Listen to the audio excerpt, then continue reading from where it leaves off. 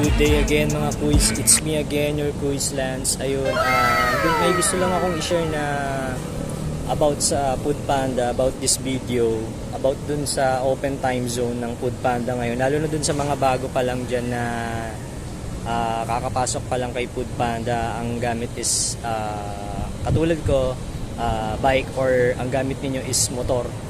Ayun, may tinatawag na open zone na wala yata siyang oras sa iba or sa akin, katulad ko, Grace Park ako. Hindi ko lang alam dun sa ibang area kung umaga or hapon na nagbibigay ng palipad, yung tinatawag nila palipad zone or palipad time na tinatawag nila. Katulad ko, 5 hours na ako naka-duty ngayon.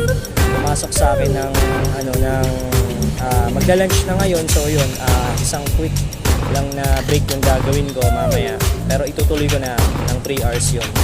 Ito, popost ko na lang dito. Yan yung open zone na tinatawag. So ayun, bali bago lang to na pakulo ni Foodpanda ngayon sa app niya.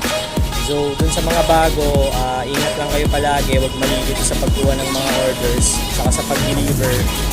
Lagi po natin tatandaan na yung i-deliver natin kay CS, dapat lagi natin i-picturean bago natin i-click yung may nakalagay dun na ibang tawag dito. May nakalagay na dun basta may nakalagay siya dun na na-receive nyo yung order bago nyo i-click. Picturean nyo muna po yun. So ingat palagi and gawa ng mabuti. This is your Kuys Lance.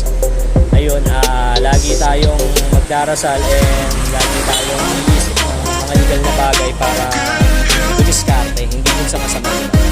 Yun lang. It's my life.